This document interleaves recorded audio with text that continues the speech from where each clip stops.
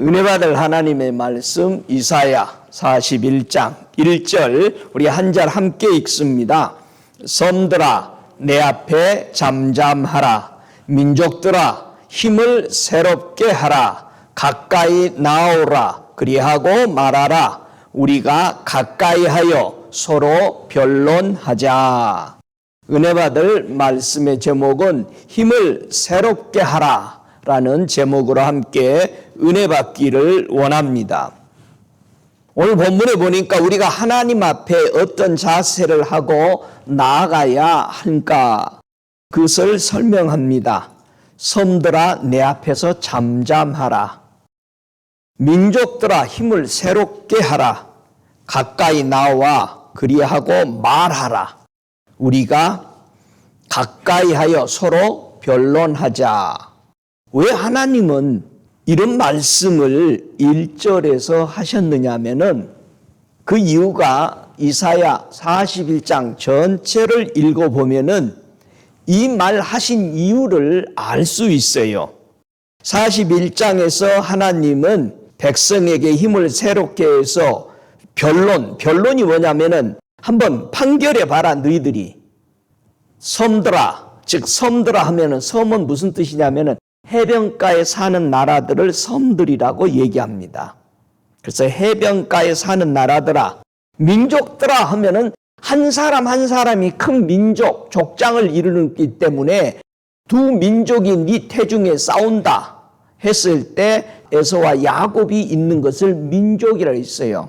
다 각기 하나님의 나라들이 형성되죠. 그래서 각 사람이 누가 동방에서 사람을 불러왔는가, 일으켰는가.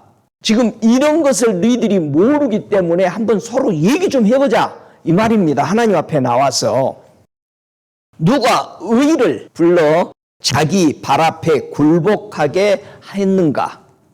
왕들을 누가 다스리는가. 이런 일을 누가 행했느냐, 누가 이루었느냐, 누가 태초부터 이런 걸 정해놨느냐. 그게 나요 나중에 있을 자에게도 내가 곧 그니라. 누가 장래사를 보이고 후래사를 진술하고 복을 내리고 화를 내리든지 한번 해봐라. 그러면 내가 그걸 신이라고 인정해 주겠다라는 겁니다. 저와 여러분이 신뢰하고 있는 마치 예수님처럼 신뢰하고 있는 여러분 안에 신이 장래도 얘기하고 있을 일들을 얘기하고 과거를 정돈해서 얘기해주고 그런 신을 여러분이 믿고 있냐 이 말이야.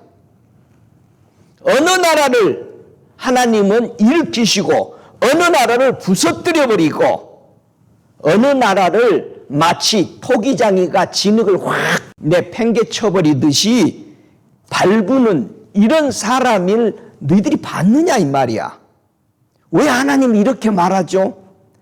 지금 이러지도 못하는 너희들이 우상을 나처럼 섬기고 따라가고 있다 이거야. 내가 시온을 향해서 예루살렘을 향해서 기쁜 소식을 준다고 했지 않느냐. 그 가운데 한 사람도 내가 물어도 그들 가운데 어떤 모사도 내게 대답해 주는 사람이 없었다. 그들의 모든 행사는 공허하고 허무하고 그들이 부어 만든 우상은 바람이라는 거예요. 바람은 스쳐 지나가 버립니다. 마치 사람이 의지하고 믿고 있는 신처럼 가지고 있는 우상들이 바람이라는 거예요. 허탄한 것뿐이다. 그러면서 하나님이 나만 하나님인데 너희가 나를 의지하지 아니하고 나를 버리고 어디로 가고 있느냐. 그래서 내게 나와 한번 변론 좀 해보자. 그 말씀을 이사야서 41장에 말씀하고 있습니다. 여러분은 이런 하나님이 자신의 하나님이라고 사랑하고 계십니까? 정말이에요? 스바냐 3장 17절에 유명한 말씀을 우리에게 했죠. 너의 하나님이 여호와가 너희 가운데 계시니. 지금 우리 가운데 하나님이 계시다 안 계시다? 계시다. 인정하는 사람이 느끼고 보고 마음에 받아들이면서 눈이 열리고 귀가 열리는 것입니다. 그는 구원을 베푸시는 전능자시다. 정말 내가 믿는 하나님은 무슨 하나님이다? 한 가지만 교호하시는 하나님이다? 전능자라며 못하실 것이 없으신 하나님, 이렇게 믿습니까? 근데 왜 어떤 것은 하나님한테 얘기하고 어떤 것은 다 알아서 해버려? 예? 우리 하나님은 전능하신 분입니다. 그가 너로 인하여 기쁨을 이기지 못하여 하시며 정말 나를 기뻐하신다는 얘기예요. 그래서 여러분들이 하나님 앞에 나올 때 뭐라고 기도해야 돼? 하나님이 기뻐하는 자가 왔습니다. 다 같이 시작. 하나님이 기뻐하는 자가 여기 왔습니다. 이렇게 몸을 비틀면서 꼬면서 얘기해도 되는 거야. 얼마나 우리를 향해서 기뻐하시는가. 너를 잠잠히 사랑하신다. 티를 내지 아니하고 우리를 사랑해 주시거든요. 근데 우리는 꼭 티내는 것만 좋아한단 말이야. 하나님이 아무 말 안 하시면 뭐라 그래? 하나님 안 계시는 모양이다 하고 다른 짓을 한다 이 말이야. 모세가 산에 올라가 버리니까 다른 짓을 한단 말이야. 여러분, 하나님을 우리는 잠잠히 사랑하셔요. 그리고 너를 인하여 즐거이 부르며 기뻐하신다.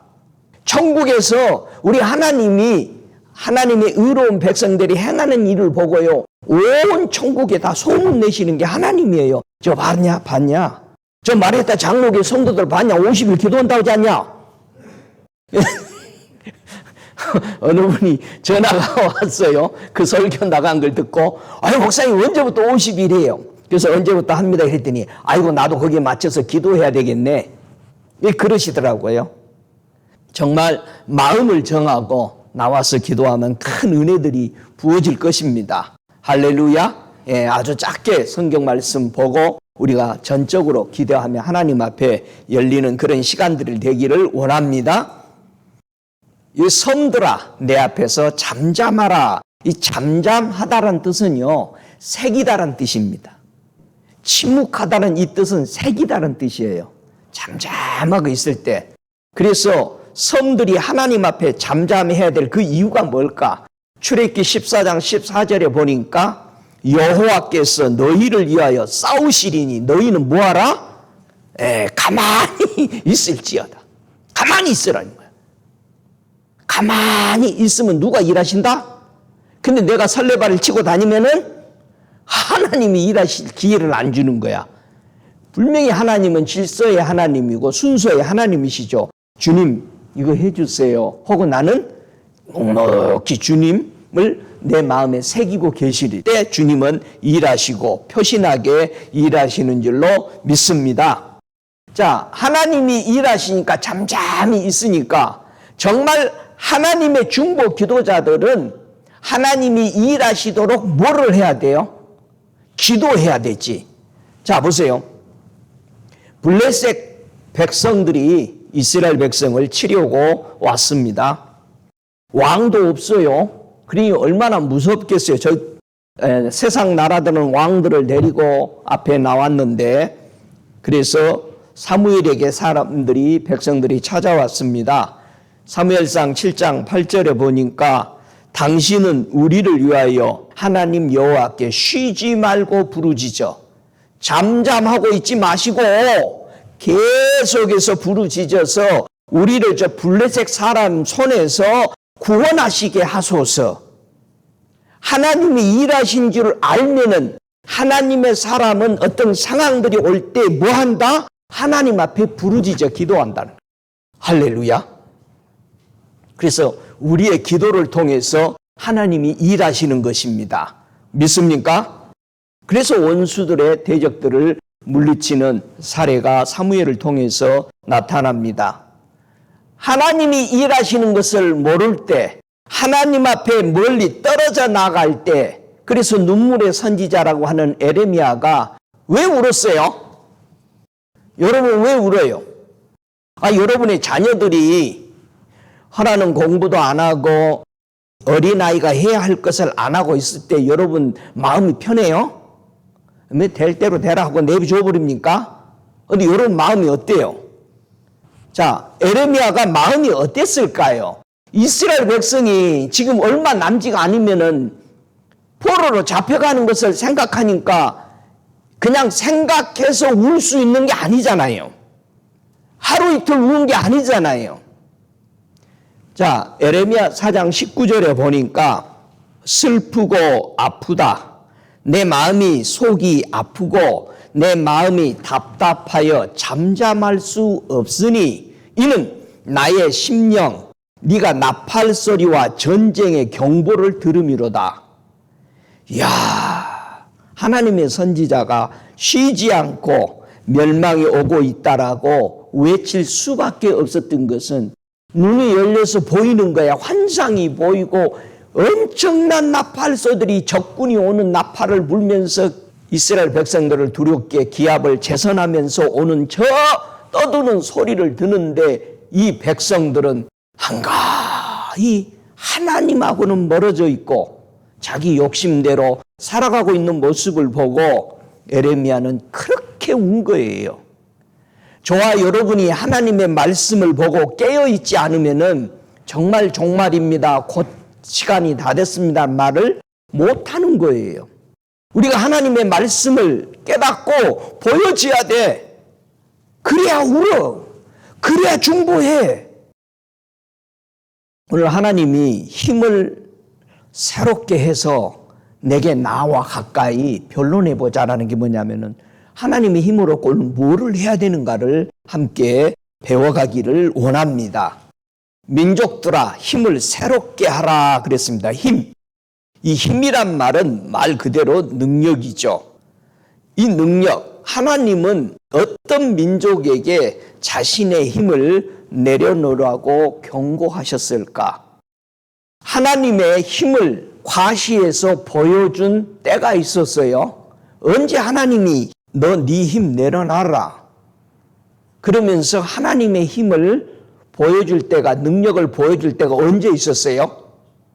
저 이스라엘 백성이 430년 동안 노예 생활을 하고 있는데 모세가 가서 좋은 말 할 때 보내라 그랬거든. 근데 안 보내. 왜? 바로가 뭐라 그래요? 하나님을 욕하죠. 하나님이 누군데 여호와가 내가 왜 내 백성 보내냐? 안 보내는 거예요. 이때 하나님이 그래 애굽의 왕 백성들과 바로 너 정말 힘세냐? 물어본 거죠. 보내라. 그러니까 안 보내. 출애굽기 9장 16절에 내가 너를 세웠음은 나의 능력을 내게 보이고 내 이름이 온 천하에 전파되게 하려 하였음이니라. 9장 14절에도 내가 이번에는 모든 재앙을 네 마음과 네 신하와 네 백성에게 내려 너로 온 천하에 나와 같은 자가 없음을 알게 하리라. 바로와 대신들이 모세가 하는 말을 우습게 생각해요. 여러분에게 그런 상황이 온다면 여러분은 어떻게 생각해? 저와 여러분도 우습게 생각하겠죠? 어떻게 하면은 그런 하나님의 힘 앞에 자신이 겸손히 내려앉을 수 있을까? 하나님이 처음부터 치신 게 아니죠. 10가지 재앙, 장자가 오기 전까지 수없이 점점점 그래. 근데 그걸 볼 때마다 마음이 더 뭐해졌다? 강팍해졌다. 여러분이 하나님의 말씀을 들으면 들을수록 강팍해지면 안 됩니다. 믿습니까? 하나님의 말씀을 들으면 들을수록 어떻게 해야 돼, 우리?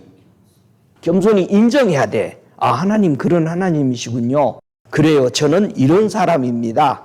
그래서 내가 하나님의 힘을 인정하고 하나님을 모셔드립니다. 이 자세가 돼야 되는데 바로는 결국 하나님 앞에 그 모세를 대적해.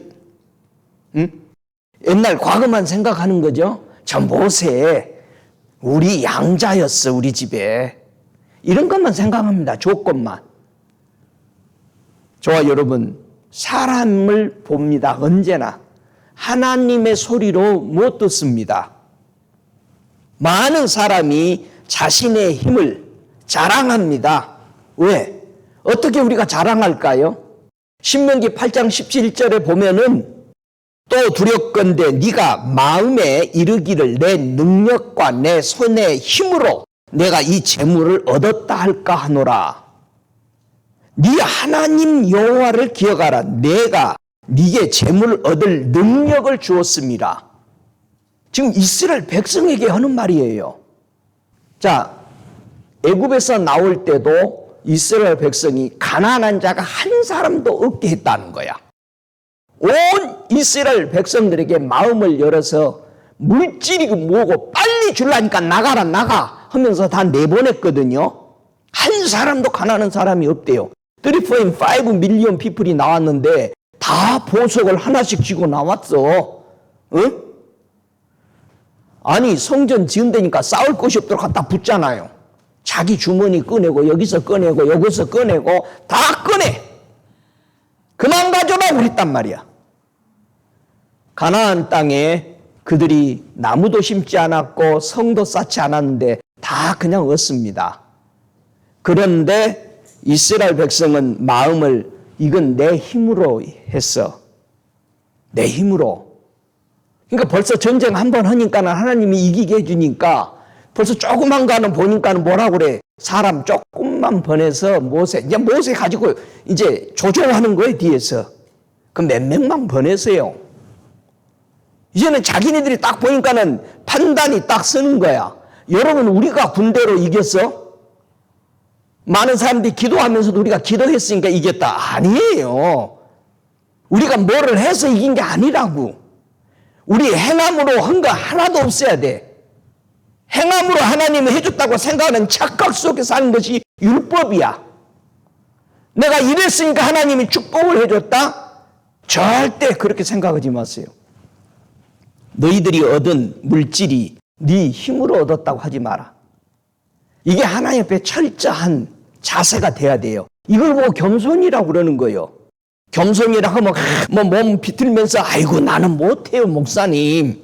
여러분 그거 겸손 아니에요. 그냥 건방진 거지. 어른이 위에 사람이 왕이 하라는데 안 하면 뭐예요? 건방진 거지 죽으려고. 이건 겸손이 아닙니다. 사람이 자신의 힘으로 성공했다고 생각할 때 무엇을 말하느냐 이거죠. 신명기 8장 12절에 네가 먹어서 배부르고 아름다운 집을 짓고 거하게 되면 또 네 우양이 번성하며 네 은금이 증식되며 내 소유가 다 풍부하게 될 때에 두렵건대 네 마음이 교만하여 내 하나님 여호와를 잃어버릴까 하노라. 이런 사례가 수없이 우리의 신앙 속에 많습니다. 왜 우리는 롤러코스터 같은 신앙생활을 할까요? 올라갔다 내려갔다 올라갔다 내려갔다. 그것을 상담하면 또 목사들이나 상담자들은 뭐라 그래요? 아유 사람이 다 그래. 우리가 조금만 형편만 비거나 저기 되면은 절대 다른 생각을 한대. 그래서 우리나라 속담이 참 지저분하지만 괜찮은 게 있어요. 화장실 들어갈 때와 나올 때의 마음이 다르다는 거예요. 하나님의 힘을 누설할 때 어떤 망신을 받느냐 이거예요. 힘의 사람 하면 누구였어요? 삼손이야. 손이 3개밖에 없어. 여러분은 손이 4개지. 응? 삼손은 하나님의 비밀을 누설해버릴 때 자기는 힘을 다 잃어버리죠. 우리가 하나님의 말씀을 벗어날 때 우리의 힘은 아무 힘을 못 쓰더라 이거죠. 저와 여러분이 예수 그리스도 안에 있을 때만이 영생이요. 예? 요한복음 14장 6절의 말씀이죠. 그리스도 안에 있는 영생이요. 예수 안에만 있어야 영생인데 조금만 형편이 나아지면은 예수 밖으로 나가버려요. 성도가 전쟁에서 승리할 수 있는 비결이 무엇이었습니까? 히스기야는 왕이었습니다. 이사야 37장 3절에 보니까 그들이 이사야에게 이르되 히스기야의 말씀에 오늘은 환난과 책벌과 능욕의 날이라 아이를 낳으려 하나 해산할 힘이 없음 같도다. 이렇게 하면서 이사야에게 사람들을 보낸 거예요. 뭐 하라고? 나를 위해서 하나님께 기도 좀 해 주십시오. 히스기야가 가지고 있는 자신의 군대 백성들의 힘을 인정하지 않고 하나님을 의지했을 때 히스기야가 싸워보지도 않고 하나님 앞에 엎드린 거야. 여러분, 왕인데 여러분이 어떤 문제를 만나면은 하나님 앞에 먼저 물어봐요. 다윗은 꼭 묻자와 가로되. 그러니까 하나님이 꼭 뭐라 그래? 말씀하여 가로되. 우리 하나님은 죽은 하나님이 아니잖아요. 무슨 문제, 크고 작은 문제를 그대로 가지고 나가는 거예요. 하나님, 이런 문제가 있네요. 어떻게 했으면 좋겠습니까? 그러니까 한번 해보고 응답 없으면 또 바로 가서 자기 방법 써버리는 거야. 여러분, 그거는 기도하는 사람이 아니요. 성도가 하나님의 힘을 인정할 때 무엇을 우리는 얻게 되죠? 여러분이 피곤하고 지칠 때 어떻게 해야 돼? 보약 한 첩 드셔야 돼요? 여러분이 피곤하고 지칠 때 뭐 해야 돼? 이사야 40장 29절에 보니까 피곤한 자에게는 뭐를 줘? 능력을 주신다고 그랬어요. 그분의 힘이 오는 거예요. 아이고 주님, 나 요즘 피곤해요. 나 먼저 잘게요. 그러면 안 된다 이거예요. 예, 주님, 나 피곤한데 나 여기 앉아있는데 새 힘을 주십시오. 나 힘이 필요합니다. 여러분, 기도하는 사람이 힘을 그렇게 받아야 돼요. 주님, 요즘 내 정신이 흐리한데 정신이 맑게 해주세요. 무릎 딱 꿇어봐. 정신이 말똥말똥하지. 여러분이 잠이 안 올 때 무릎 꿇고 주님, 잠이 안 오는데 사랑하는 자에게 잠을 주시는데 주여 잠을 주소서 하고 딱 무릎 꿇고 있을 때 이제 자도 된다는 마음이 올 때 잡아. 딱 자빠지자마자 자버려. 왜? 하나님 앞에 보고하고 그 임하심을 받아야 되는 거지. 할렐루야. 저와 여러분, 하나님의 능력 앞에 사람이 서면은 어떻게 될까요?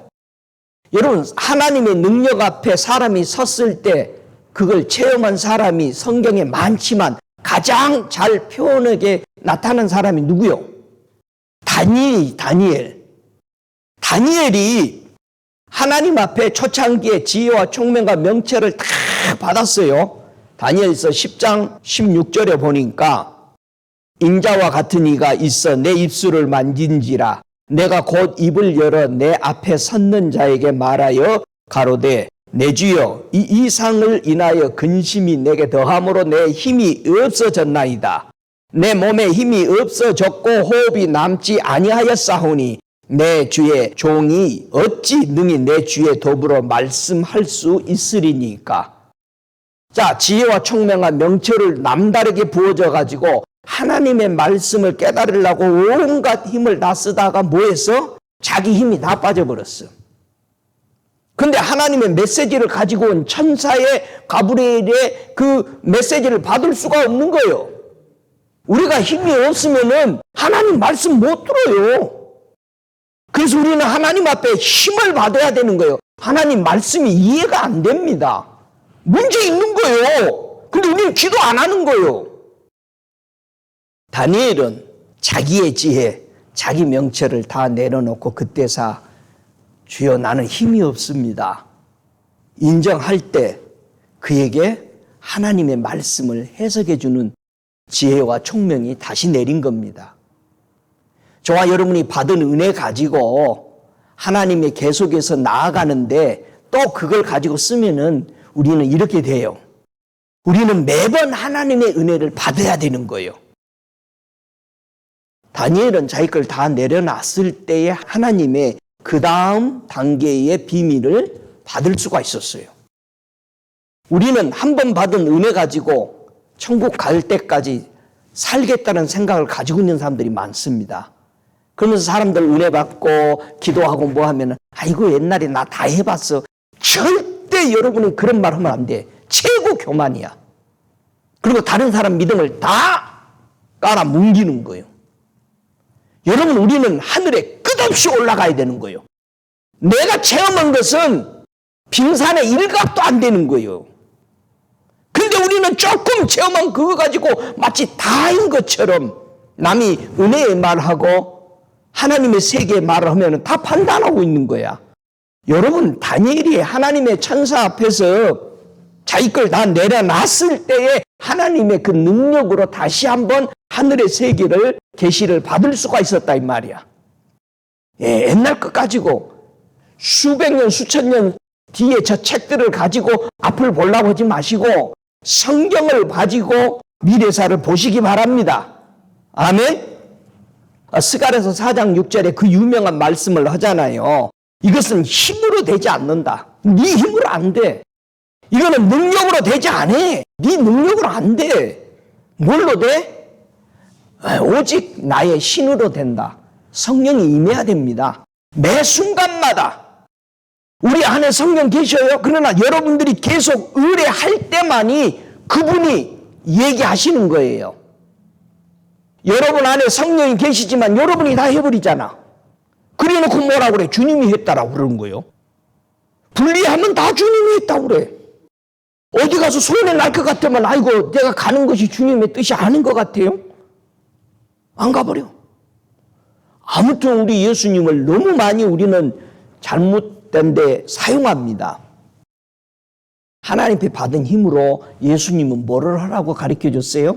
누가복음 10장 27절에 네 마음을 다하여 목숨을 다하여 힘을 다하여 뜻을 다하여 너 하나님을 사랑하라. 할렐루야. 하나님 앞에 받은 힘은 하나님의 능력을 위해서 그의 나라를 위해서 우리는 사용해야 됩니다. 왜 우리가 예수님의 주어지는 그 능력, 힘을 받아야 될까요? 그거로만이 우리가 강건해진다는 얘기야. 예? 에베소 6장 10절에 내 힘으로 그의 힘의 능력으로만이 우리가 성도의 능력이 나오는 것입니다. 그래서 성도가 봉사를 하려면 어떻게 하라고? 하나님이 공급해 주는 힘으로 한 것 같이 하라는 거야. 하나님, 나 이 봉사하고 싶은데 힘을 주시소. 지혜를 주시옵소서. 반드시 우리 기도해야 돼. 아주 작은 거 하나라도 그래야 우리는 원망, 불평 이런 것이 안 나와요. 봉사하는데 갔더니 달랑 김치 싸고 자기하고 둘밖에 안 남았어. 그러면 뭐라고 그래? 금방. 이 집사는 어디 갔냐? 왜? 우리가 기도를 안 하고 온 거야. 다 왔겠지. 여러분 봉사하는 데는 절대 다 안 와. 그래서 기도해야 돼. 마이크 잡고 봉사 앞에 나와서 하는 것은 막 사람이 미어터져. 근데 저기 할머니 할아버지들 가서 찬양해주고 기도해준 데 가자 그러면 안 와. 그게 현실 교회들이요. 안 와요. 좋아 여러분, 봉사를 할 때 내 힘으로 하려고 하지 마세요. 좋아 여러분이 일부를 사용할 때도 내 힘으로 하려고 하지 마세요. 그래서 힘의 근원은 어디서부터 나오죠? 계시록 5장 12절에 보면 모든 힘은 누가 가지고 있어요? 죽임을 당하신 어린 양에게 있다 이 말이야. 예수님 안에는 부가 있습니다. 진짜 부자 되고 싶으면 예수 잘 믿어봐. 정말 예수 잘 믿으면 지혜가 있고, 정말 예수 잘 믿으면 힘이 있고, 정말 예수 잘 믿으면 존귀함이 우린 그분으로부터 받아야 되는 거예요. 그분 안에는 영광이 가득합니다. 그래서 그분을 찬양할 수밖에 없는 거예요, 우리는. 할렐루야. 예수 안에 이게 들어있다. 오늘 본문의 민조가 힘을 새롭게 하라. 이 새롭게 하라는 의미는 변경하다, 바꾸다라는 뜻입니다. 나와 변론하자 했다라는 것은 나와서 나하고 얘기 좀 하고 바꿀 건 바꾸자. 우리가 잘못 가고 있다는 얘기야. 안 바꾼다는 얘기요. 참 우리나라 속담에 3살 버릇이 80까지 간대. 안 바꿔. 자기 버릇 누가 지적하면 화 나 안 나? 이 머리 다 뽑혀. 난리 나는 거예요. 처음에는 말 안 해. 속으로 가스공이 저것이 나를 건드려. 이렇게 간단 말이야. 아, 내가 뭐 잘못됐나? 이 기분이 왜 나쁠까? 이런 생각을 좀 해보세요. 누가 얘기하면은 왜 내가 저 말 듣고 상당히 얼굴이 뜨겁지? 왜 좀 불편할까? 이 자기 점검을 좀 해봐야 돼요. 그렇게 하시겠어요? 좀 점검해봐. 못된 버릇이. 아니 80까지 간대잖아. 하나님 앞에 나와서 이 새롭게 하라는 말은 변경하는 거야. 뭘 변경할까? 변경을 잘한 사람이 있어요. 창세기 35장 2절에 보면은 야곱이 하나님 앞에 바로 서기 위해서 변론하는 모습, 변경하는 모습을 보여줍니다. 야곱이 이에 자기 집 사람과 자기와 함께한 모든 자에게 이르되 너희 중에 이방 신상을 버리고 자신을 정결케 하고 의복을 바꾸라 그랬습니다. 예? 종살에서 벗어나면서 이제는 주인으로서 당당하게 축복을 받으며 살아가기 위해서 야곱은 완전히 바꾸죠. 응? 이방 신상을 버리라는 거예요.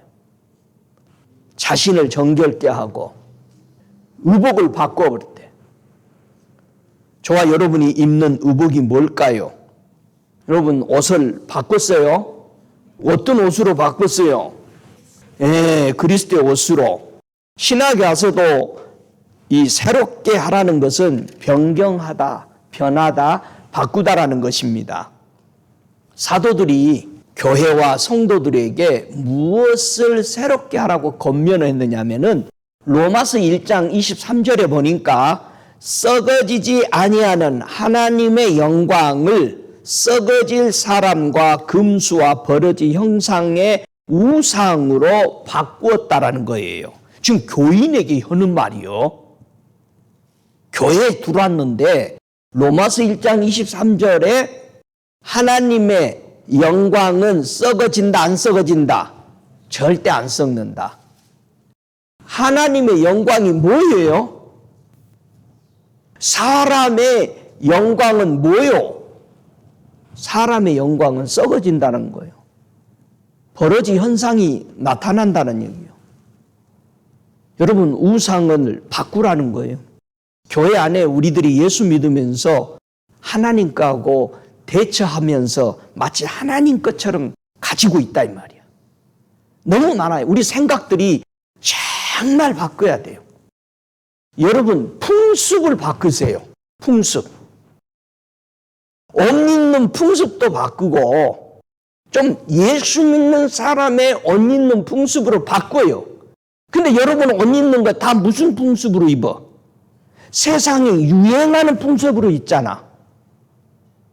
한번 생각해봐. 여러분이 옷을 입을 때 하나님이 좋아하는 옷을 입으세요? 아니면 세상 방법을 따라 입으세요? 한 번도 생각 안 해요?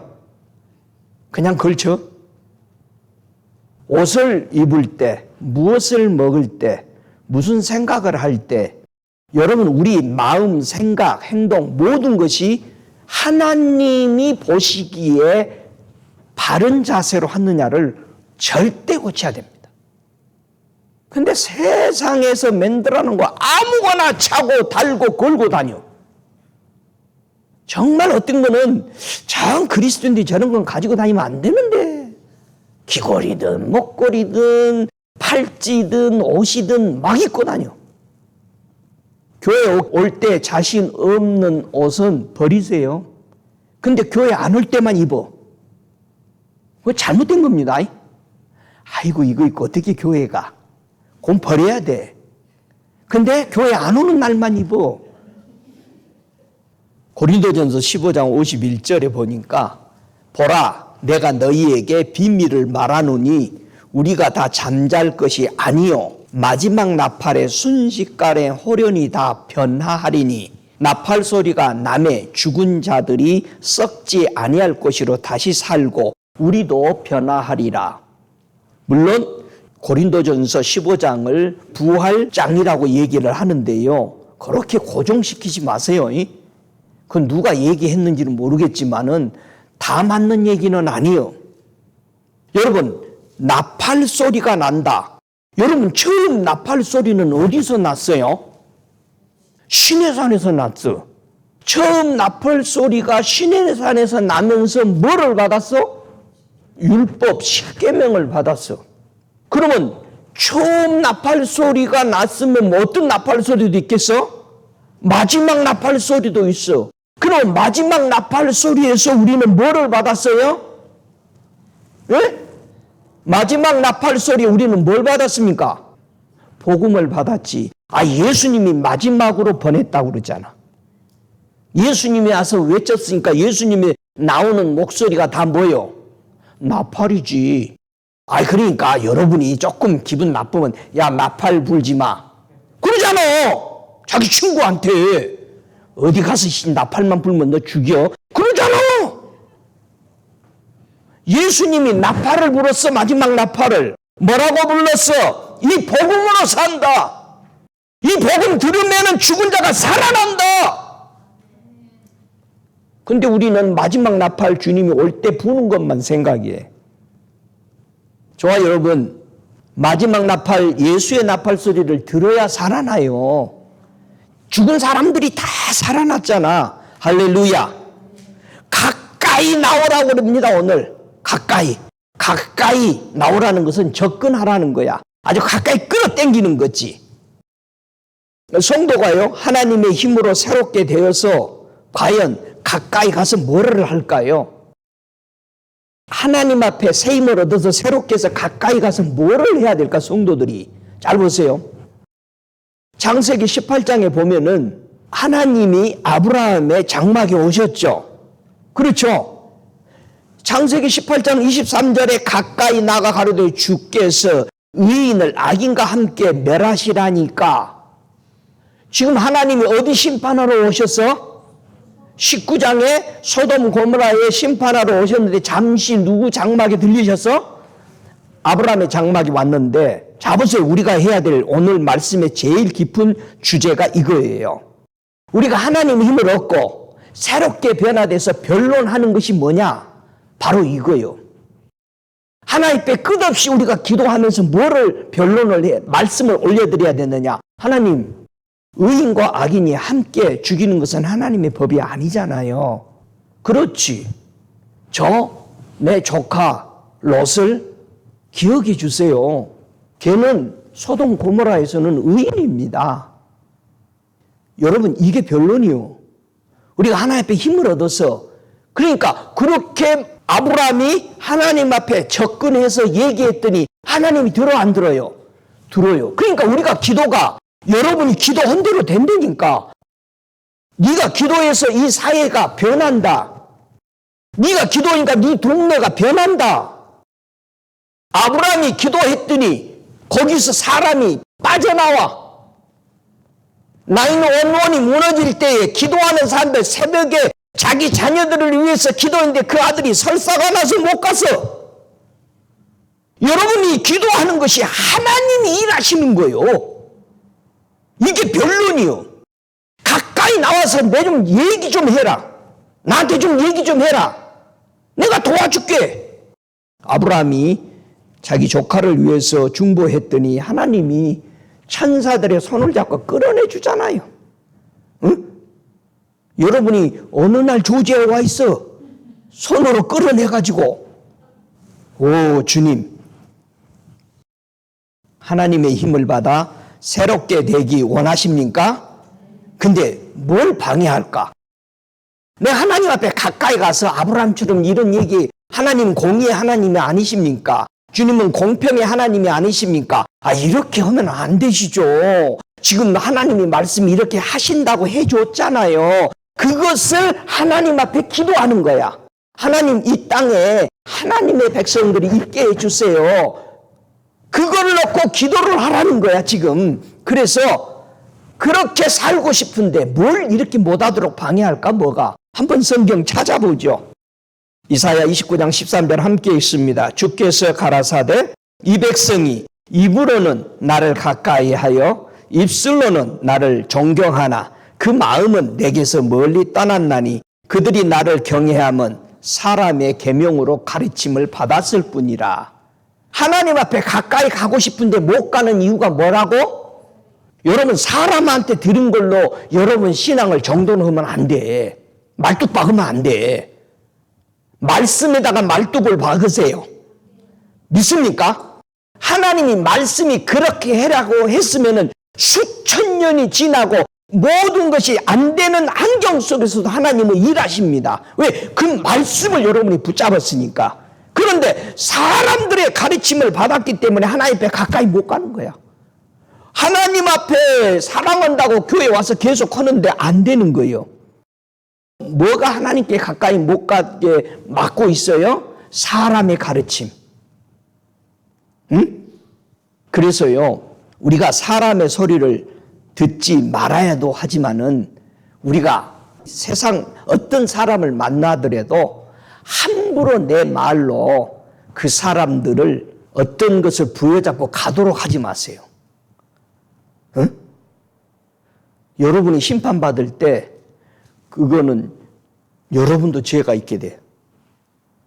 어떤 사람을 유도해서 죄짓게 하지 마세요. 어떤 사람을 유도해서 하나님의 말씀하고 멀어지게 하지 마세요. 절대 그런 영향 주면 안 돼. 좋아하는 거야. 내가 하면 저 사람 꼭 내 말만 들어. 이거 큰일 나는 거예요. 예수님 말만 듣도록 예수 말만 해주세요. 성경에 보면 이런 말이 있대. 그 말대로 나는 해서 이렇게 됐어. 그런 말만 하세요. 하나님께 가까이 나아가는 그 모습을 예수님이 우리에게 어떻게 설명했을까? 자, 신학에서는요, 하나님 앞에 가까이 가는 것이 뭘까요? 여러분, 어떻게 하나님 앞에 가까이 가는 거예요? 신학에 보니까요, 우리 예수님이 설명합니다. 하나님 앞에 가까이 가는 것. 자, 구약에는 상당히 멀리 간 것 같으죠? 그러나 아브라함도 가까이 갔죠? 하나님이 찾아오셨고. 자, 신학에는 마가복음 1장 15절에 때가 와 찼고 하나님의 나라가 가까이 왔으니 회개하고 복음을 믿으라. 하나님 앞에 가까이 가는 것이 세리들과 죄인들이 말씀을 들으러 어디로 왔어? 예수님 가까이 온 거야. 마리아는 예수님 턱 밑에서 들었다 이 말이요. 응? 저와 여러분, 하나님의 말씀을 가까이 들으려고 나아가시기 바랍니다.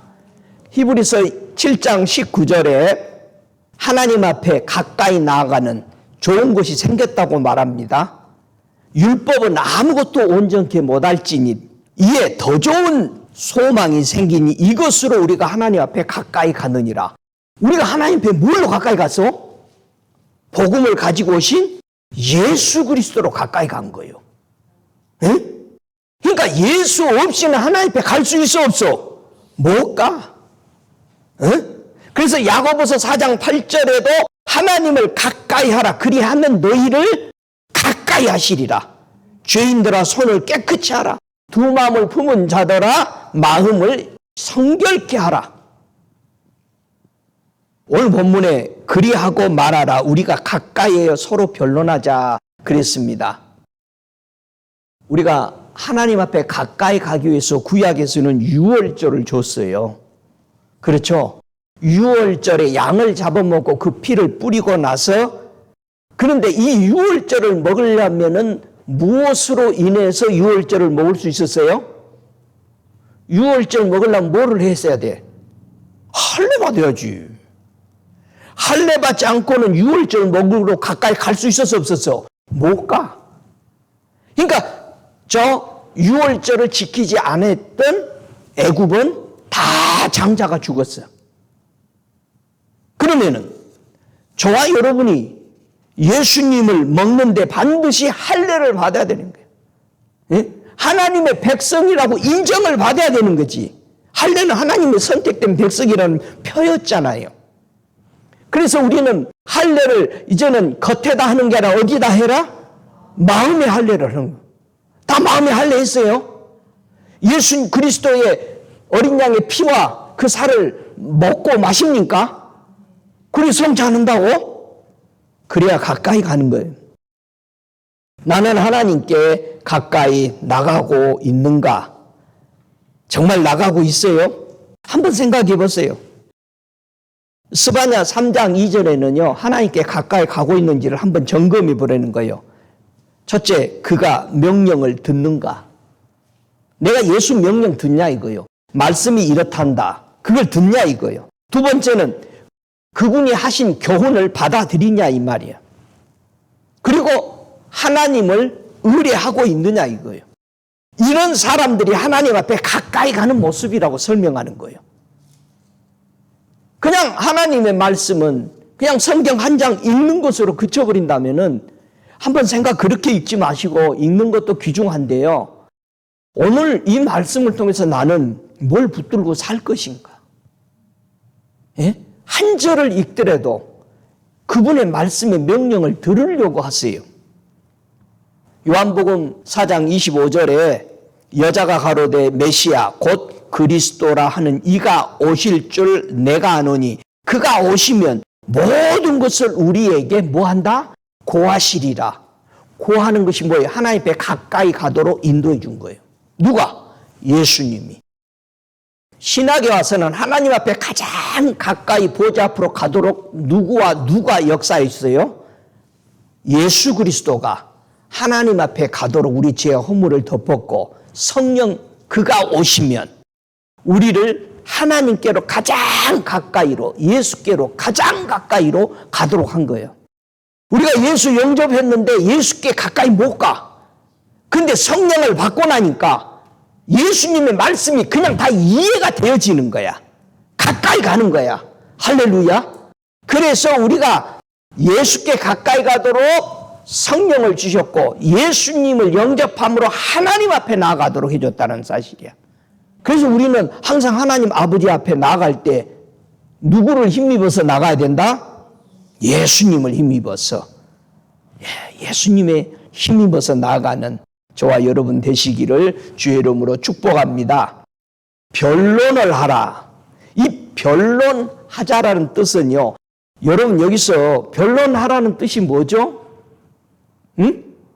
변론하자 하면 사람들하고 얘기하고 막 그 대화 나누는 것이 변론이 아닙니다. 변론하자. 자, 변론. 공의. 고쳐야 됩니다. 우리 생각의 단어. 공의야. 의롭게 사는 것을 얘기해보자 이 말이야. 하나님이. 변론이라는 말이 지금 내게 나와 한번 변론해보자. 네가 공의롭게 신앙생활 하느냐 안 하느냐를 나하고 얘기 좀 해보자 이 말이야. 응? 절대 이거 고치셔야 됩니다. 공의냐 공평이냐를 얘기하는 거야. 왜 이렇게 귀중할까? 자 보세요. 하나님의 힘으로 새롭게 되어서 성도가 뭐를 하는지, 자 우리는 하나님이 왜 불렀는지 창세기 18장 19절 외워야 돼요. 하나님이 우리를 왜 불렀는지, 우리의 의무가 뭔지 한번 창세기 18장 19절 함께 읽습니다. 왜 하나님이 우리를 불러서 우리에게 어떤 사명을 주었는지, 내가 그로 그 자식과 권석에게 명하여 여호와의 도를 지켜 의와 공도를 행하게 하려고 그를 택하였나니 이는 나 여호와가 아브라함에게 대하여 말한 일을 이루려 함이라. 자, 우리를 불러서 하나님이 뭐를 하도록 한다? 하나님의 도를 지키는데 그 의와 공의와 공평을 지키도록 하나님이 말씀한 그 진리를 지키도록 우리를 불렀다는 거야. 이게 우리 사명이야. 그래서 공도가 변론이야. 그래서 아브라함이 하나님 앞에 이 공의로 나가는 거예요.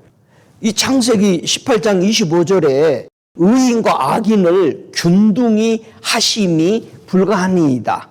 세상의 심판은 이가 공의를 행할 것이 아니니까 그냥 저대로 내 조카도 놓고 싹 죽여버릴 것입니까? 지금 그걸 묻는 거예요. 하나님 앞에 변론하는 거예요. 그 변론이 공의대로 하나님 심판하셔야죠. 예? 이것을 기도하는 거예요, 우리가. 굉장히 귀중한 거예요, 우리는. 하나님 앞에 나가서 이걸 기도하는 거예요. 여러분, 모세가 변론하는 모습을 보세요. 민수기 27장 5절에 모세가 그 사연을 여호와께 품하니라. 이 사연, 하나님의 사연, 공의대로 일하시대로 가는 것을 마음에 하나님 앞에 얘기한 거라 이 말이에요. 그 내용이 뭐냐? 하나님 12지파 중에 이 여인들이 찾아와서요, 자기네들에게 기업을 달라고 그러는데 딸에게는 기업을 주는 것을 우리가 다 못 받았어요. 아들에게만 주는 것만 받았어요. 그랬더니 하나님 앞에 그 공의대로 말씀을 물어보니까 여호와께서 모세에게 일러 가라사대 슬로보핫 딸들의 말이 옳으니 너는 반드시 그들의 아비의 형제 중에서 그들에게 기업을 주어 얻게 하되, 딸만 난 거야. 기업이 하나도 못 받아. 그 아비의 기업으로 그들에게 돌릴지니라. 너는 이스라엘 자손에게 고하여 이르기를 사람이 죽고 아들이 없거든 그 기업을 딸들에게 돌릴 것이요, 딸도 없거든 그 기업을 형제에게 줄 것이요, 형제도 없거든 그 기업을 아비의 형제에게 줄 것이요, 아비의 형제도 없거든 그 기업을 가까운 친족에게 주어 얻게 할지니라. 나 여호와가 너 모세에게 명한 대로 이스라엘 자손에게 판결의 율례가 되게 할지니라. 그러니까 여성, 남성 주님은 똑같이 보시는 거예요. 할렐루야. 다윗이 온 이스라엘을 다스릴 때 모든 백성에게 공과 의로 행했다는 거예요. 그래서 최고의 왕이라고 한 거예요. 여러분들이 최고의 성도가 되려면 공의롭고 공평한 그 도대로 행하시기 바랍니다. 하나님은 이것만 보셔요. 이거를 예수 안에서 할 수 있다 없다? 할 수 있다. 하나님은 공의와 공평의 하나님이시니 이렇게 세상을 긍휼히 여겨 주시옵소서라고 기도하는 것이 중보 기도자들이야. 자, 뭘 기도해야 될지 알겠죠? 여러분의 동네가, 여러분의 가족에, 여러분의 형제들이, 여러분의 형제들이 다 예수 안 믿으면 뭐라고 기도해야 돼? 주 예수를 믿어라. 그리하면 너와 내 가정이 구원을 얻는다고 그랬습니다. 주님, 이게 공의의 하나님, 공도의 하나님이 말씀하신 게 아닙니까? 근데 왜 우리 가정이 아직도 다 예수를 못 믿습니까? 이걸 놓고 기도하라 이거요. 이렇게 놓고 도시를 점령해 나가라는 거예요. 할렐루야. 이렇게 기도해야 기도의 힘과 영역이 붙는 거예요. 응? 성도가 하나님의 공의를 행하지 못하게 무엇이 또 방해할까? 공의대로 사는데 방해하는 게 많아. 열왕기하 17장 33절에 이와 같이 저희가 여호와도 경외하고, 잘 들어보세요. 이거 꼭 우리 보고 하는 얘기잖아. 교회 안에 들어왔는데 여호와 하나님도 경외하고 어디서부터 옮겨왔든지 그 민족의 풍습대로 자기의 신들도 섬겼더라. 열왕기하 17장 34절에 저희가 오늘날까지 이전 풍습대로 행하여 여호와를 경외치 아니하며 또 여호와께서 이스라엘이라 이름을 주신 야곱의 자손에게 명하신 율례와 법도와 율법과 계명을 준행치 아니하는도다. 안 지킨다는 얘기예요. 잘 보세요. 지키지 말라는 이방 풍습은 잘도 지켜.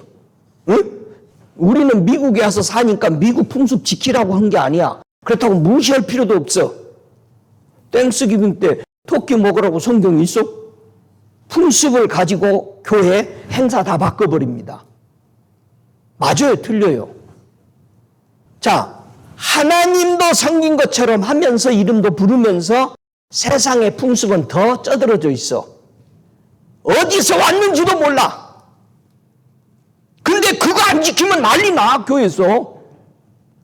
생각해봐요. 너무 많아요. 너무 많아. 이 열왕기하 17장 33절부터 34절에 있는 말씀처럼 우리는 풍습대로 그것이 신앙보다 더 높다 이거예요. 우리 신앙이 안 자라는 이유, 하나님 앞에 가까이 못 가는 이유, 이런 것들이 여러분들을 다 싸고 있어요. 그래서 브레이크로 하라는 거예요. 그래서 잘라내라는 거예요. 하나님의 예리한 칼로, 말씀의 예리한 칼로 잘라버려야 돼. 이거 아니네. 성도가 무엇을 상실할 때 하나님의 보호에서 떠나서 포로가 되는가? 에레미야 5장 1절에는 너희는 예루살렘 거리로 빨리 왕래하며 그 넓은 거리에서 찾아보고 알라. 너희가 만일 공의를 행하며 진리를 구하는 자 한 사람이라도 찾으면 내가 이 성을 사하리라. 자, 의인 한 명이 없어서 소돔 고모라도 멸망하고 의인 한 명이 없어서 이스라엘 백성이 포로로 잡혀가는 거예요. 하나님의 교회들이 의인 한 명이 없어서 멸망한다 이거예요. 그러면 여러분이 의인이 돼서 서야 될 거 아니야. 에? 이 교회가 하나님의 말씀으로 든든히 서도록 여러분들이 받고 서서 중보해야 돼. 살아나기 위해서. 믿습니까? 내 백성은 여호와의 규례를 알지 못하는도다. 어떻게 말씀한 걸 우리는 생각 없어요. 우리의 풍습대로 예수 믿는 거예요. 다니엘이 포로로 잡혀갔습니다. 잡혀가서 뭐라 그럽니까? 다니엘 9장 5절에 우리는 이미 범죄하여 패역하며 행악하며 반역하여 주의 법도와 규례를 떠났사오며. 그래서 여기 왔습니다. 그런 거야. 저와 여러분이 하나님의 말씀에서 벗어나면 보호를 못 받아요. 예? 저와 여러분이 하나님의 말씀에 들어있을 때는 보호를 받아. 하나님 이렇게 해주신다고 그랬잖아요. 담대하게 기도할 수가 있어요. 우리가 하나님 앞에 나아가서 회개해야 할 것이 뭘까? 에스겔서 18장 21절에 회개에 대해서 얘기합니다. 그러나 악인이 만일 그 행한 모든 죄에서 돌이켜 떠나 내 모든 율례를 지키고 법과 의를 행하면 정령 살고 죽지 아니할 것이니라. 27절에 만일 악인이 그 행한 악을 떠나 법과 의를 행하면 그 영혼은 보존하리라. 할렐루야. 어떤 죄인도 회개하고 돌아오면 하나님이 의인으로 받아주셔요. 아무리 성령 받고 은사 체험했어도 죄를 지어서 하나님의 말씀에 바뀌어나가면 그 사람은 죄인이야. 전에 어떻게 살았던 게 관계없어. 저와 여러분 과거를 우리는 그래서 버리는 거야. 전에 내가 어떻게 뭘 했는지 상관없어. 지금 내가 하나님 앞에 똑바로 섰느냐 이 말이야. 여러분 지금 저와 여러분이 하나님 앞에 말씀으로 서 있어야 됩니다. 할렐루야. 복음은 현재 진행형이야. 지금 계속해서 나가야 돼. 과거 내가 얼마나 위대한 일을 한 것은 하나도 기억하면 안 돼. 바울 보세요. 내가 이미 얻었다 함도 아니요 지나간 것은 버리고 앞에 거 잡으러 달려간다고 그랬어요. 여러분 앞을 향해 달려가시기 바랍니다. 과거에 내가 괜찮았는데, 과거에 내가 교회를 몇 개 세웠는데, 과거에 내가 무슨 전도를 얼마 했는데 지금 전도 안 하잖아. 과거 계산하면 안 돼. 과거 내가 기도를 그런 대로 했는데 여러분 과거를 묻지 마세요. 앞을 보고 나가야 돼. 우리는 살아있는 하나님의 백성들이잖아요. 앞을 향해 나갑시다. 하나님은 어떻게 성도에게 축복해 줄까?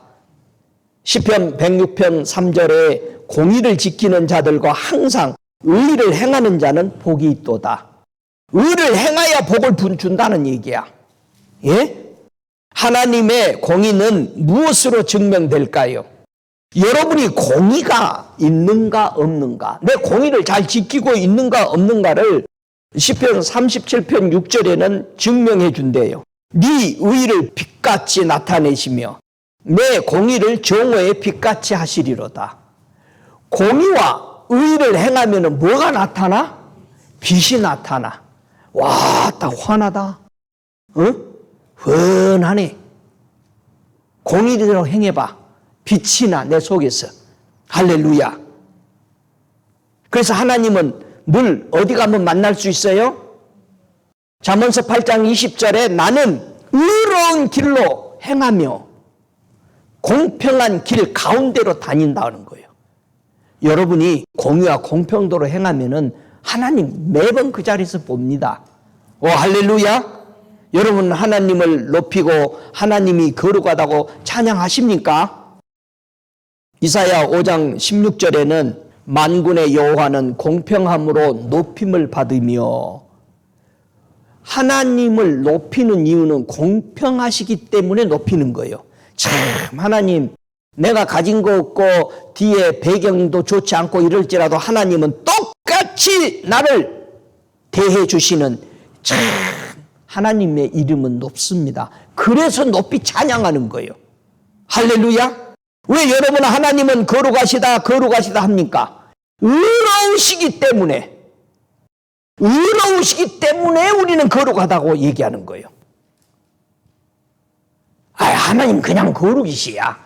여러분 하나님은 공의와 공평대로 행하기 때문에 높이 찬양받으시고 그분은 의로우시기 때문에 똑같이 모든 사람을 사랑해 주시고 비를 주시고 빛을 주는 것처럼 의로우시기 때문에 우리는 그분을 뭐라고 부른다?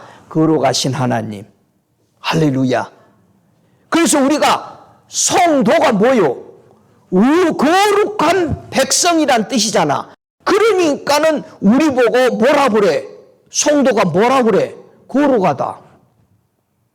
그래서 우리가 공의와 공평대로 행할 때에는 뭐가 나와? 막 빛이 나와. 그러면 예수님이 빛으로 오셨다라는 것은 뭐야? 공의와 공평대로 하나님의 말씀대로 행하시니까 예수님이 뭐라고 그래? 나는 빛으로 세상에 왔다.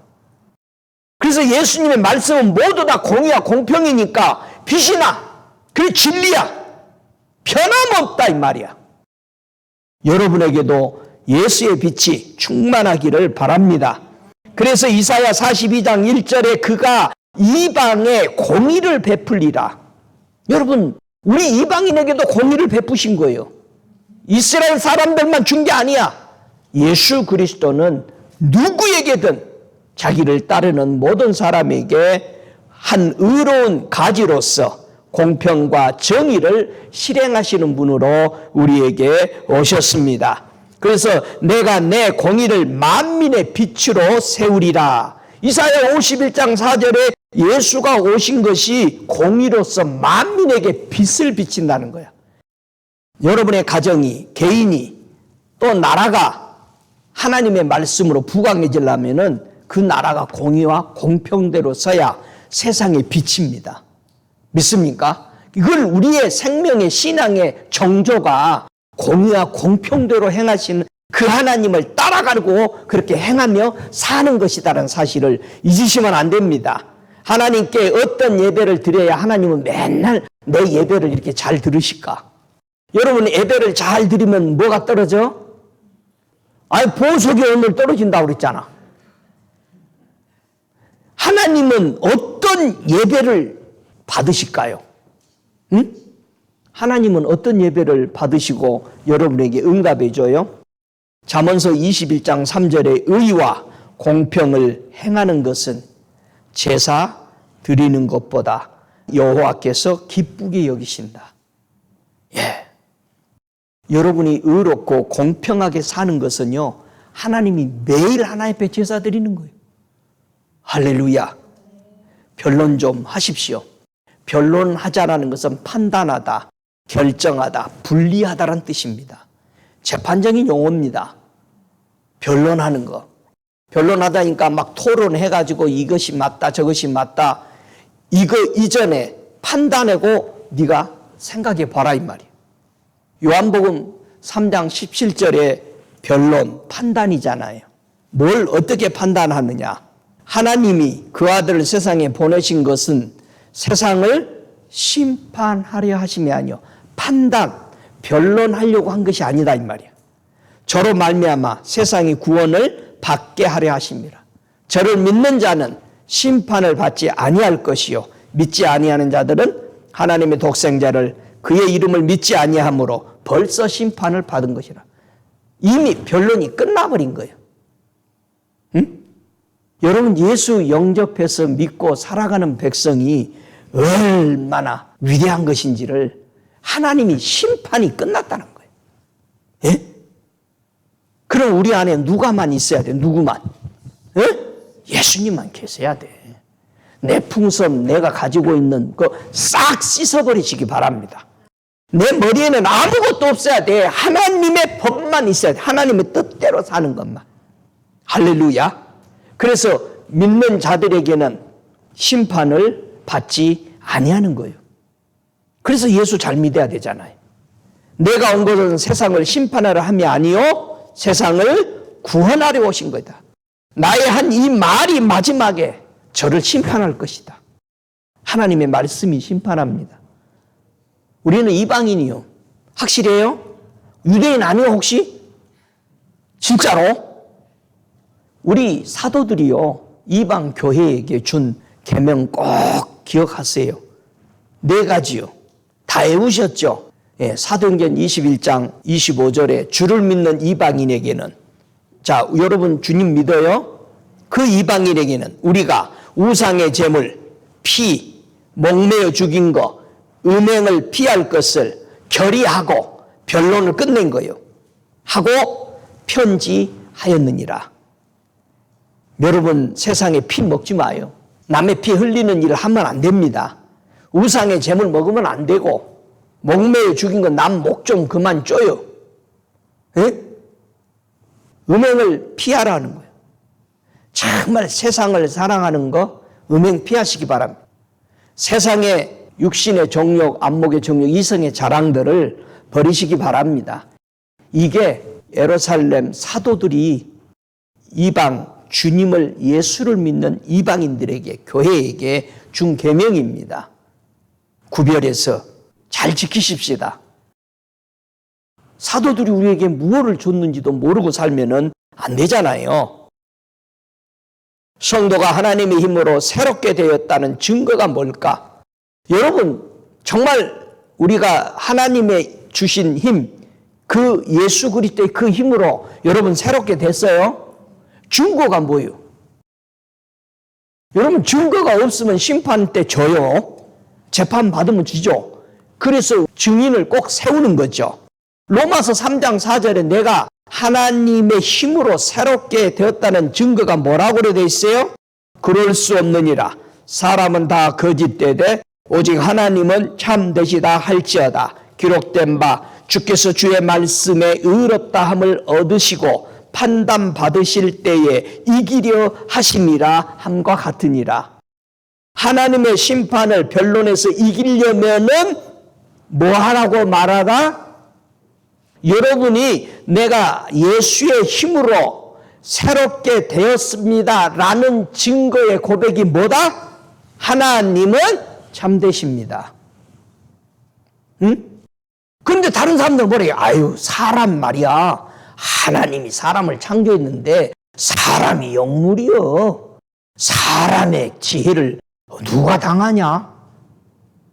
어째 여러분은 하나님을 믿고 예수 그리스도를 믿고 하나님 앞에 힘을 받아서 새롭게 된 증거가 정말 하나님 참되시다고 고백하는 거요?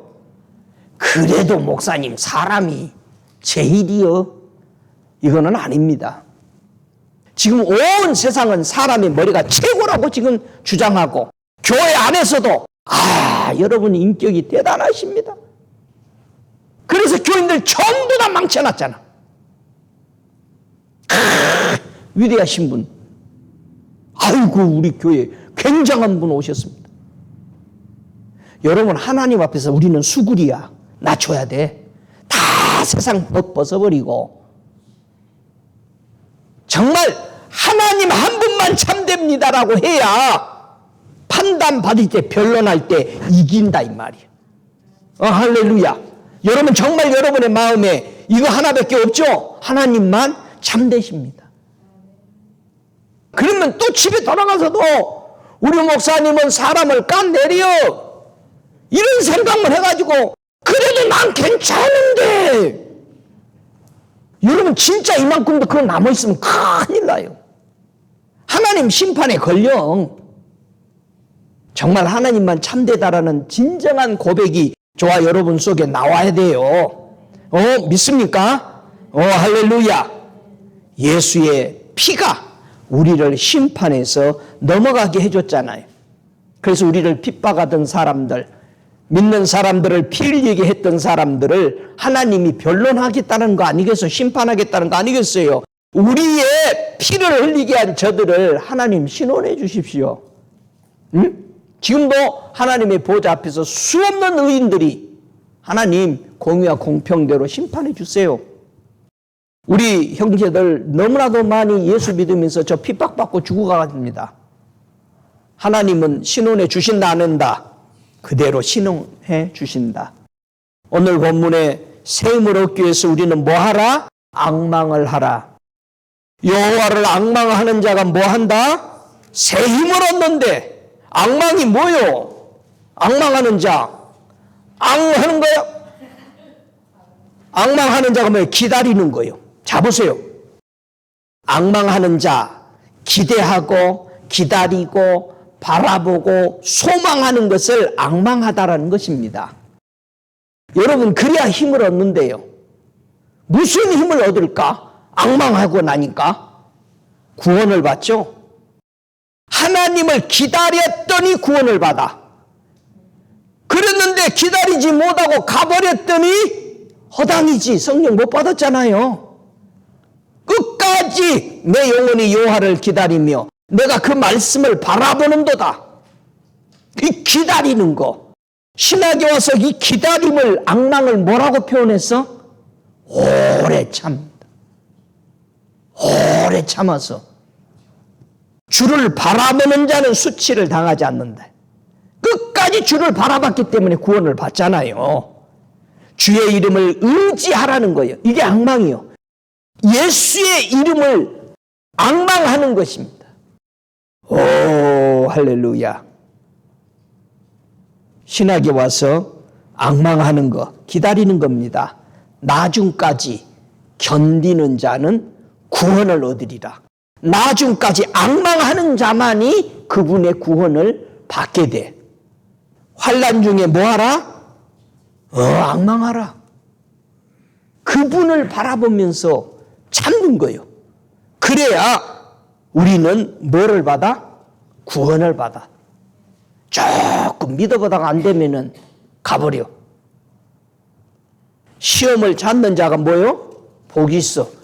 시험을 앙망하고 기다렸더니 하나님의 복을 받게 되는 것을 믿으시기 바랍니다.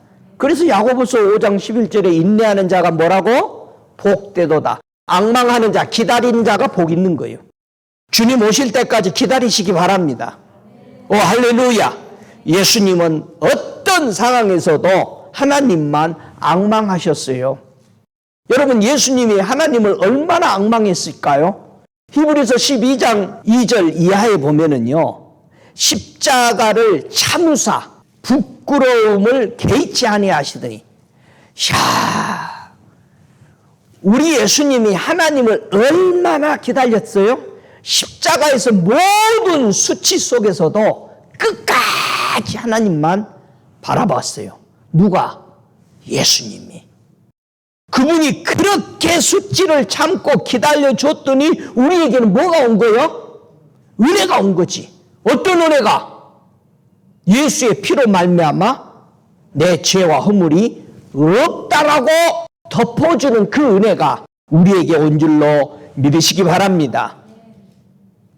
하나님이 우리 보고 자랑 좀 하래요. 자랑 좀. 자기 자랑하지 말고 에레미야 9장 24절에 우리 보고 제발 자랑 좀 해라.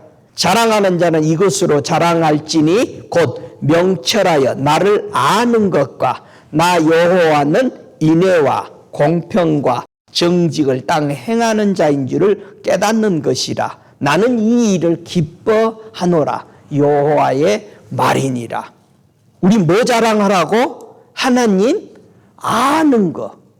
그 아는 것을 어떻게 알게 됐어? 하나님이 주신 명철로 하나님을 알아. 그러니까 하나님 저 명철을 좀 부어주세요. 하나님을 아는 것을 좀 부어주세요. 그 다음에 하나님은 인애와 공의와 정직하게 땅에 행하신 자를 것을 우리가 알고 그분을 자랑하는 것을 하나님이 원한다 이 말이에요. 하나님 자랑 좀 해요. 예? 여러분 어디 가면은 남편, 아내, 자식들 자랑하지 말고 누구 자랑해? 인간일만 내 새끼는 어쩌고 저쩌고 네 새끼는 어쩌냐 이런 것만 얘기하면 돼요. 얼마나 우리가 자랑 안 했으면 하나님이 나중 좀 어디 가서 드러내봐라 좀. 에? 우리 좀 하나님 좀 자랑하십시다. 우리가 예수님 안에서 예수와 떨어질 수 없는 가장 강력한 연합이 필요합니다. 여러분, 예수님하고 정말 연합됐습니까? 어떻게 연합하셨어요, 예수님하고? 선교사님. 예? 어떻게 연합이야? 제일 끈끈한 연합이죠? 호세아서 2장 19절에 보니까 하나 되는 연합, 제일 끈끈한 연합이 뭐라고? 내가 네게 장가들어 영원히 살되 의와 공평됨과 은총과 긍휼이 여김으로 네게 장가들며. 하나님과 우리 사이 오실 예수를 뭐로 우리는 기다려? 신랑으로 기다려. 뭐 하려고? 혼인잔치, 결혼하려고. 연합은, 가장 끈끈한 연합은 뭐다? 결혼인데, 결혼은 지창금을 주님이 결혼하자고 뭘로 주셨다? 의와 공평과 은총과 긍휼이 여김으로, 이 네 가지 지창금을 우리가 받아서 예수님과 결혼했기 때문에 뗄래야 뗄 수 없는 하나가 되는 역사는 결혼이다. 그래서 성도가 하나님의 힘을 받고 새롭게 되어 변론하는 것이 뭐라고요? 미가서 6장 8절에 사람아, 주께서 선한 것이 무엇임을 네게 보이셨나니 여호와께서 네게 구하는 것이 오직 공의를 행하며 인자를 사랑하며 겸손히 네 하나님과 함께 행하는 것이 아니냐. 이것을 하나님이 우리에게 구한 것입니다. 우리 예수님은 이 마지막 때에 계시록 19장 11절의 말씀처럼 그 이름은 충신과 진실이라. 우리 하나님의 아들 예수님은 우리를 속이지 않았습니다. 진실하십니다. 그가 공의로 심판하며 우리를 위해서 싸우시는 하나님의 아들임을 믿고 우리가 날마다 그분의 힘을 얻어 이 땅을 중보하며 하나님의 공의대로 실현하도록 우리 성도들이 공의와 공평대로 사는 그런 복된 성도가 되어서 이 힘이 넘치기를 주 예수의 이름으로 축복합니다. 다 같이 우리 함께 일어나셔서 기도하시겠습니다. 하나님은 살아계십니다. 하나님은 우리와 함께 하십니다. 우리에게 새 힘을 주십니다. 우리 함께 고백합니다. 살아계시는 주님 감사합니다. 힘을 주시고 새롭게 하셔서 하나님의 크신 은혜 앞에 가까이 나아가 하나님의 공의와 공평에 대해서 서로 변론하자고 하신 크신 하나님의 이사야 41장을 통해서 주님, 우리가 이 땅에 진정으로 중보해야 될 사명을 다시 불어넣어 주시고 하나님의 말씀을 붙들고 하나님의 공의와 공평들이 정직들이 실행되기 위해서 우리 하나님의 보좌에 부르짖는 중보의 교회, 중보의 성도들, 저들 가정되도록 축복하여 주시옵소서. 오늘 저들의 마음을 어루만져 주시고 하나님 저들의 성전에 하나님의 아름다운 보석으로 채워 주시옵소서. 여러분의 가슴에 손을 얹으시기 바랍니다. 걸어가시는 아버지, 믿음으로 저들의 가슴에 손을 얹었습니다. 저들의 가슴에 있는 하나님의 성전에 보석을 채우소서. 천국은 보석과 같다라고 말씀했습니다. 내 안에 천국이 보석같이 빛나게 하여 주시옵소서. 보석이신 예수 천국이 들어오게 하여 주옵소서. 정결한 천국이 되도록 만져 주옵소서. 하나님 아버지와 주 예수 그리스도만이 계시는 천국으로 채워 주셔서 성령이 그 안에 운행하는 역사가 나타나게 하여 주소서. 저들의 손을 얹은 곳에 하나님의 크신 거룩함이 드러나게 하여 주시옵소서. 저들의 가슴에 심장이 새롭게 뛰게 하여 주시옵소서. 예수를 향하여 뛰는 심장이 되게 하여 주시옵소서. 하나님 앞에 나아가는데 풍습과 내가 가지고 있는 사람의 가르침을 나사로 예수의 이름으로 파쇄하노라. 주 예수의 이름으로 공의와 공평대로 행하며 이 공의와 공평대로 하나님이 심판하시기를 중보하는 용사들이 되도록 기름 부어 주시옵소서. 오 주님, 저들을 머리부터 발끝까지 치유하여 주옵소서. 저들이 원치 아니하는 질병들이 나사로 예수 이름으로 깨뜨리노라. 묶음을 받을지어다. 주 예수 이름으로 자유함을 얻을지어다. 모든 암에서, 모든 질병에서, 모든 사고에서 묶음을 받고 주 예수 이름으로 평강할지어다. 주 예수의 기름 부음이 저들의 머리부터 발끝까지 영혼몬에 충만히 넘치옵소서. 부으시옵소서. 풍성하신 주 예수의 이름을 자랑하는 자들 되게 하여 주옵소서. 지금은 우리 주 예수 그리스도의 은혜와 아버지 하나님의 극진하신 사랑하심과 성령의 내주하시는 역사하심이 힘을 새롭게 하라는 아버지 하나님의 말씀을 부여잡고 오직 예수 그리스도와 성령의 힘을 얻어 하나님 앞에 보좌에 당당히 나가는 자들을 도우시는 역사하심이 다시 오실 그 순간까지 저들 머리머리에 성령의 충만함이 영원토록 있을지어다. 아멘.